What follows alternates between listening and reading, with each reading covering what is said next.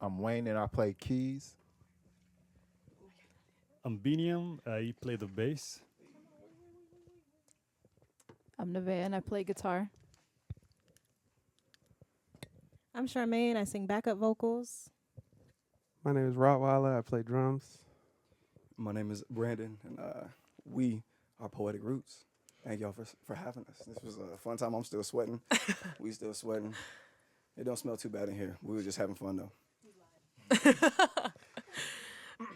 So yeah, as you just said, your Poetic Roots. We just heard I Give My Love Instead, Fool's Gold, and Can't Do Nothing. Two of these tracks you just released like a week or so ago, correct? Yeah, something like that. I think the 29th. I put out two songs, I Give My Love Instead and Fool's Gold. Have been sitting on them for a while. Recorded them, have been performing them with these guys for months, but finally got in the studio with Charmaine. Shout out to the homie Jovan who put down a saxophone solo on Fool's Gold. Shout out to Chinwei and Ozone Creations for doing the recording, and Obi Original for doing the mastering. And then, yeah, those are out now. Yeah, amazing.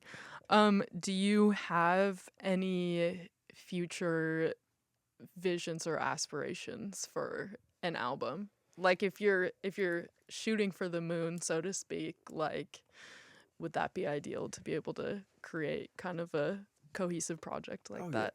Yeah. I've been fortunate enough to surround myself with like such talented musicians. I just come with like some crazy ideas in my head, and then like they all bring it to life.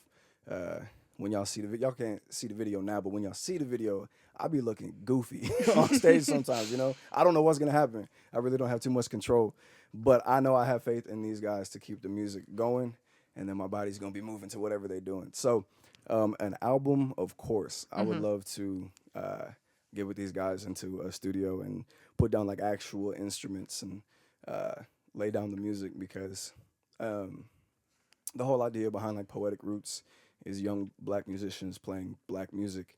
And if you think back to, I'm very influenced by like late 70s, early 80s type of stuff. And, you know, they just got together and got into the studio and recorded it.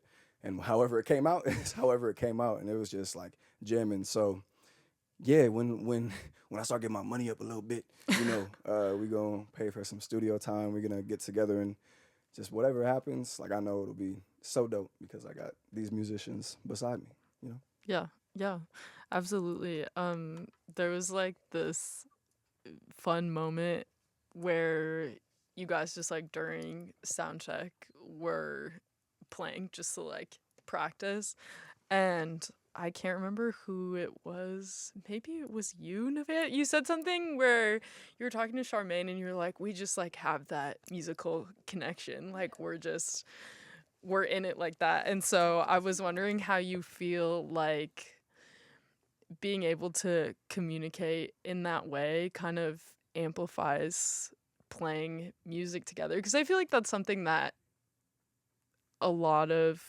musicians who play together like don't necessarily click like that. Like I feel like it's just something special. So I was wondering, yeah, how you feel like that kind of affects that live performance aspect for you. Yeah, I feel like it really like impacts us in such a positive way, because like having that musical chemistry, like I feel like it really like brings our ideas to life, because like somebody will have an idea and like we can just bring it to life like that, which is super cool. So yeah, it's nice being able to click with everybody here. Everyone here is amazing. So Charmaine? I don't know. I don't know. African Americans, I think we all just on a different level just like are so connect. Who's laughing? So are so connected. But I think like in this group especially, like I don't know, I have yet to come to a rehearsal and everybody be like, I don't know what we're doing. Or, I don't know. Like it just seems like everybody's really on the same page and just so like in sync. So yeah, I don't know if anybody's still laughing at me over there. So I feel judged actually. But yeah, that's all I have to say about that. I think I agree. We're together. Like black musicians, we're together. We are connected. I think when we talk about like poetic roots, I don't know if this is like a question later, Mhm. but you know, I think back to like years of like what I was doing years ago. Like I was doing poetry and stuff like that, and through doing poetry, I got asked to perform at a thing where Colin happened to be on drums, and Charmaine happened to do some vocals, and Javon was playing saxophone, and Javon just did a song with me. And it's just like crazy how years later I'm like thinking of getting a group together. I'm like, who I know that can sing? This girl can sing. Who do I know that can play drums? This man can play drums. You know, like it's just like poetic, like how all of us just happen to like kind of click and find each other throughout like years of us just doing different things and following different paths. And then for all just us to come together and be able to play together. Charmaine has a group.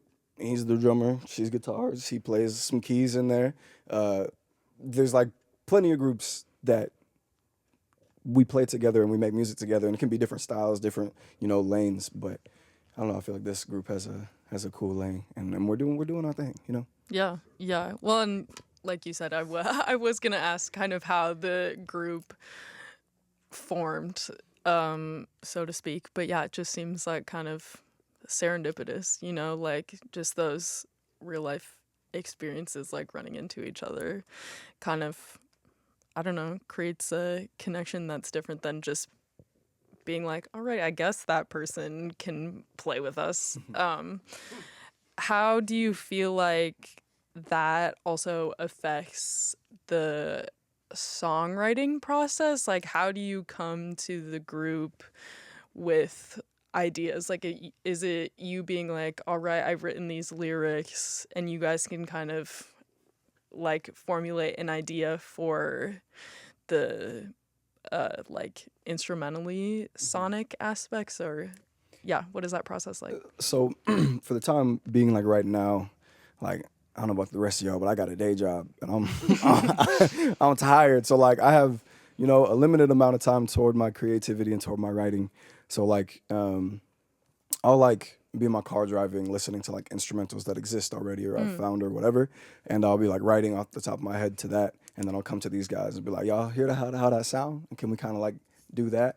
And you know, speaking kind of like back toward the last question and this question, like together, like how can I come to them? I think I found the right people that can do the things. Like, you know, my father's a Jamaican immigrant, and I've been finding my roots musically through like reggae music and stuff like that. And I'm looking like, bro, who can play reggae drums? And then I see him do a interview with Flavor World, and he's talking about he's Caribbean, he's from Trinidad and Tobago. I'm like, oh, we got a Caribbean drummer in the cities. I was like, hey, bro, can we like what's up? What's happening? You want to speak at all about how that?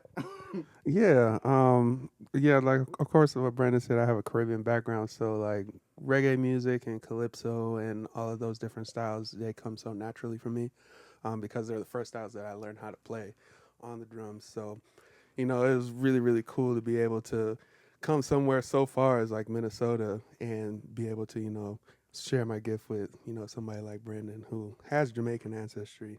And, you know, it just fits right. You know what I mean? So, super cool. And then in the same vein as kind of your songwriting process, how do you feel like that has kind of changed over time? Or do you feel like more comfortable with that process, I guess? Like, do you feel like you've kind of gotten in the groove of like, this is what works for me when I'm trying to come up with ideas? I think I've like figured myself out as an artist and as a writer. But what these guys do when we're like all just getting together and warming up, and Charmaine has her thing, this man here plays in like 14, 15 different bands. But I'll see him with like Room 3 or his own group, Rottweiler, and like I remember I'll just like text Charmaine out the blue one time, like, bro, I think we might gotta add like a jazz song to the to the rotation, you know, because like I know how talented they are when I watch them do their own thing, and I'm like, I'm gonna need some of that for us too. So like definitely in the future, we've had just like, you know, a little string of shows. Now we kind of got like a little break. I would love to just get together and be like, so what do y'all want to do in this group? And Nevaeh too has been playing in a bunch of different groups and hasn't been playing for that long. But I call her the hot commodity because like she just keeps getting better and better, and everybody's gonna want her in their group. and it's gonna get to the point where she's gonna have to tell y'all no. She busy. She booked and busy already. But like, it's just so cool. I'll go to one of Charmaine rehearsals with Backwood Drift, and Nevaeh's like, yeah, I got this chord progression, and then they write a song, and I'm like, oh, just wait, like just wait, like yeah. So Scheming. I just look forward to getting more help from these guys now that we have like a little bit of time to get in the lab. Yeah. Yeah. Yeah, amazing. When I feel like, again, you've kind of touched on this in a bunch of different ways, but one of the things that I like enjoy asking people the most is what feels kind of like intangibly special about the music scene here in Minneapolis. Like hearing from musicians that aren't from here or like left and came back have just kind of been like, there's something specific about the community here in Minneapolis. Like there's so much support for kind of whatever you want to pursue. And so I'd love your perspective on how that's allowed you to like come into your own as artists, both individually and, you know, as a group. Anyone want to take this? I might say a little bit.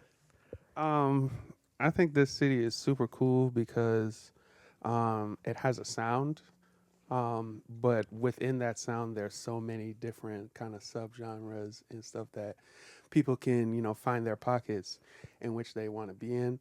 But also within that, you know, they also come. It's such a city that everybody's like kind of together. So when it all mixes and it comes together like this soup, you know what I mean? It's like a really, really cool, different, diverse sound that, I don't know. It just, you know, we're special like that. Mhm. It's cool out here. You know, we got the Prince thing, but we also have the jazz, you know, we got rock, hip hop. You know, it's a really cool hip hop scene out here. So when all those things intermix and they mingle together, I think it creates something really special that only Minneapolis can, you know, really speak for. Mm-hmm. So. Yeah, amazing. Black Queen, amen, hallelujah. Kind of scared of the mic, not gonna lie. Sorry. But I will say what I love about the scene here is that regardless of what genre and scene that you're playing in, you will end up playing with your friends. Like all of the bands that I'm in, like I'm just jamming with my besties for the resties, you know, and like, yeah, it's just a good vibe. So it just makes the music a lot, you know, stronger, you know. I have yet to be in a band that didn't form out of friendships.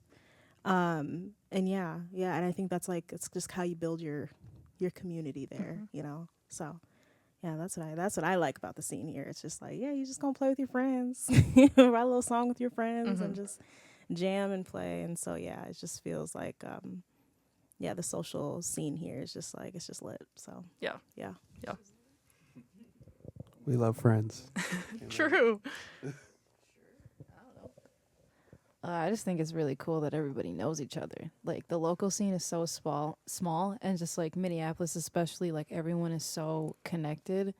So like Charmaine said, like you're always gonna play with your friends. Like we're in like 4 groups together. Like we're every single group that I'm in, you're in, which is so amazing. So yeah, I just think it's really cool, like playing with your friends and just how small the local scene is because everybody's so connected. So yeah. Yeah, perfect. Okay, now I have 2 fun questions. One of which, since you guys know the former host, I have kept this question because I like hearing people's answers. So you get to build a 4-group bill. I've included this caveat because sometimes people are like, I just want to go hang out and listen to music and I don't want to have to play. But it can include you if you want. Who are you going to choose and why? And where are you going to play? Are we each answering, or are we all? I like one that group? when there's 4 people, but it's up to you. So I get my bill of 4. You get a bill of 4, or are we like creating one bill? Each 4. Okay. Hallelujah. Ooh, okay. For me, like obvious, it's like musicians who may no longer be. Yeah. Okay. Yeah. Bob Marley and the Wailers obviously would be on the bill. Poetic Roots is gonna be on the bill. But then we'll also have probably Inner Circle with Jacob Miller as the lead singer on the bill. Because he's got like a real good like mix of reggae and funk and soul and groove, all that like put together. And then I didn't leave enough space because it's stuck between Stevie Wonder and George Clinton and Parliament Funkadelic. So like, I don't know, I guess it depends on how big the stage is. Because Parliament Funkadelic, they're gonna bring 30 people. But yeah, one of those two. We're gonna see how much is in the budget after that. Yeah. Yeah. So we have to say 4. Okay. Just keep going. Erykah Badu.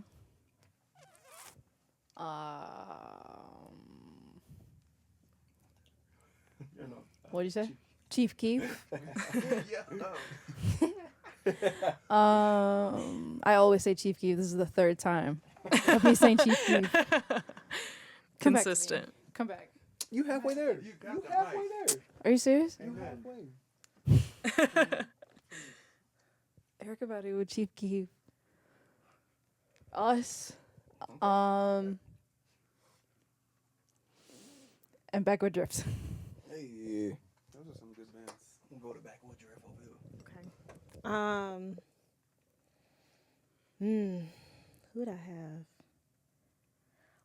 No, I know exactly who I would have. I would have Nate Smith and Ken Folk. I would have Sean Martin, R.I.P. Yes. I would have L.A. Buckner. I'd have Big Homie. And then I would have Backwood Drift. I'm gonna be super cliche and do all drummers because I'm like that. All drummer band leaders. So I'm gonna have myself for sure, Rottweiler. I'm gonna have Black Dynamite, one of the greatest drummers, if not the greatest drummer in the world. Ronald Bruner Jr., who is Thundercat's brother, who is also an incredible drummer. And then Chris Dave and the Drumheads, the Guru. Yes, I got the best set. All right, amazing. Well, I hope they all come to fruition. 'Cause that would be sweet. Oh, and where, but only one venue. Where are these concerts happening? Maybe it's a festival. Everyone gets a day. Everybody gets their own. Yeah. 4 stages. 4 different stages. Would you guys share a festival with me? Yeah, that'd be awesome. I mean, if it was up to me, we would just like have like the people put it together. Like it might not be a venue that exists. It's gonna be like we're gonna have people from, regionally. We're gonna all find a location, whether it's permitted or not. Yeah. We just gonna do it. Cool. You know what I'm saying? Like Canyon. The Grand Canyon. hey, what they gonna do? You can't I bet they have stop good it. acoustics in the Grand Canyon. Yeah. Oh, where? Yeah. Oh, I thought we all agreed. Yeah, no. So we we're can all agreeing on the Grand Canyon? Yeah, the Grand Canyon's Okay, perfect. that's heat. That's heat. Nice. You might can be have onto this something. back. We might be onto something with that. Can figure that out. Canyon Fest. Hey man. All right. So before we go, if you want to let all our listeners know if you've got anything exciting coming up, where they can find you, all that good stuff. Poetic Roots themselves. You can find us on Instagram at poeticroots_. But I know that Backwood Drift has plenty of shows coming up. Room 3 has some shows coming up. Vinnie Franco and the Love Channel has shows coming up. And, you're going to see pieces of us in all of those places. So just, supporting other groups that have plenty of things going on until, we're back out up on a bill, Yeah, just tap in with Backwood Drift, Room 3, Rottweiler, at their social medias, and just, where to find them. Yeah. Amazing. Well, thanks so much for coming in. I had so much fun. Thanks for chatting. This has been Off the Record here on Radio K, Real College Radio.